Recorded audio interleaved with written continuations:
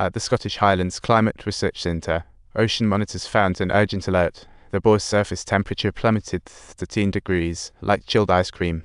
Initially, they suspected the boy was on strike, but another was found the next day. It wasn't.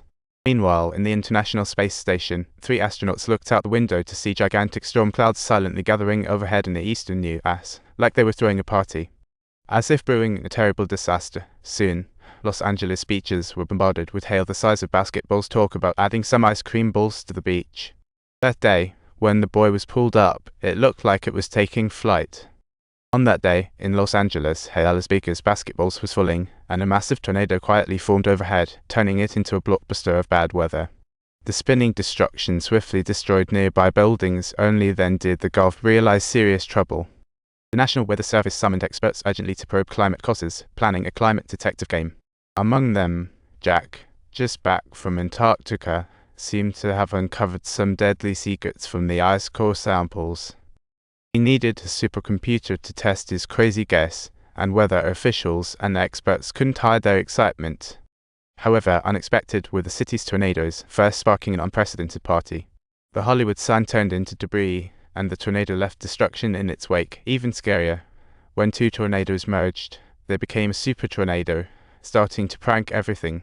It looked like countless cars were lifted into the sky like a dreadful shopping cart rain, and skyscrapers crumbled like building blocks. Some tried to flee by car, only to be mercilessly knocked out by a flying bus. A reporter at a distance thought he was safe, only to be startled by a suddenly flying billboard that made him go cross-eyed. People watching this unfold on TV fell into silence, but little did they know, worse things were yet to come. The massive tornado ravaged Los Angeles, looking strangely fragile. A janitor wearing headphones seemed completely oblivious to it all. But after a sudden jolt, when he opened the door, he saw a scene that was simply unbelievable. With technology suffering too, leading to an urgent presidential order to halt all air traffic. On that day, several countries were baptized by the winds, but the gathered scientists clearly had no explanation for this peculiar affair. Some even questioned if the sun was up to something, but the NASA folks just chuckled at that idea. At that moment, Jack suddenly proposed a quirky theory. He believed everything was linked to the North Atlantic current. It turns out that not long ago, Jack obtained information about greenhouse gases from ice core samples and suspected that the climate was out of control and the polar ice was having a party. When the balance between saltwater and freshwater is broken, the North Atlantic current will start to transform. If the current slows down or halts, Earth might be back to the Ice Age.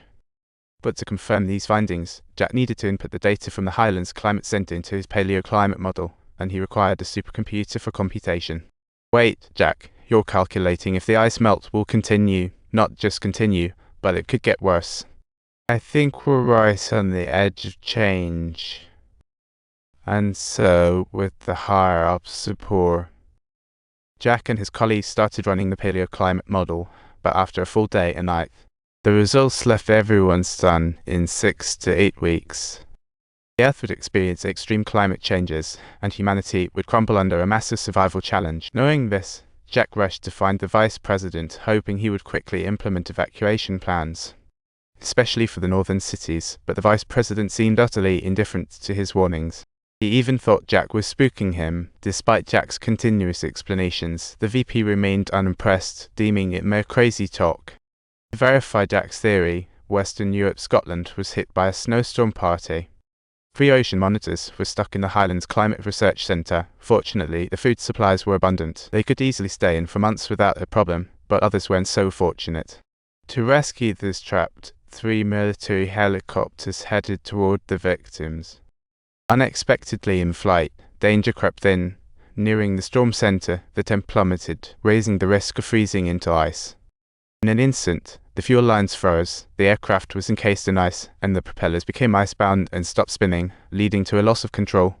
Subtitles: the 3 planes crashed abruptly without any warning, and the pilot miraculously managed to survive.